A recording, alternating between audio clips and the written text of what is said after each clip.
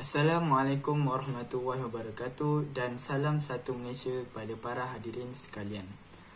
Saya Muhammad Ashraf bin Khalid dari kelas 3 UM merupakan salah seorang calon anda bagi Ketua Pengawas sesi 2025 hingga 2026.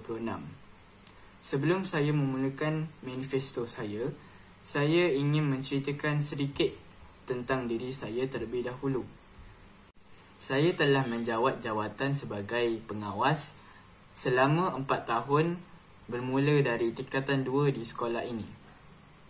Selain itu, dalam bidang co-curriculum pula, saya telah melibatkan diri dalam pertandingan Make Robot Tracer dan telah mendapat pingat gangsa. Hadirin yang dihormati, tanpa melengahkan masa, saya akan memulakan manifesto saya yang pertama, iaitu mengembalikan semangat kesukanan. Saya mencadangkan aktiviti satu murid satu sukan diaktifkan semula setiap pagi pada hari Selasa dan memastikan kelab sukan lebih aktif dan terancang. Dengan langkah ini, pelajar bukan sahaja lebih berdisiplin, malah dapat meningkatkan markah co-curriculum serta mengamalkan gaya hidup sihat.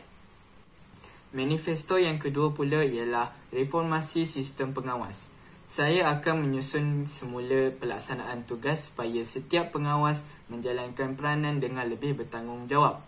Pengawas yang didapati tidak berfungsi akan ditegur dan dibimbing. Ini bertujuan memastikan disiplin murid lebih terkawal serta dapat mengurangkan risiko buli, vandalisme dan salah laku lain.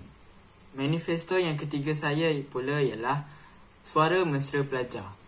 Saya akan menyediakan satu platform aduan seperti Google Form agar pelajar dapat menyuarakan masalah yang berlaku di sekolah secara selamat dan teratur. Dengan ini, setiap isu dapat dikenalpasti dan ditangani dengan lebih cepat serta berkesan. Demikian berakhirlah ketiga-tiga manifesto saya. Akhir kata, undilah saya dan kita bina sekolah yang lebih teratur bersama.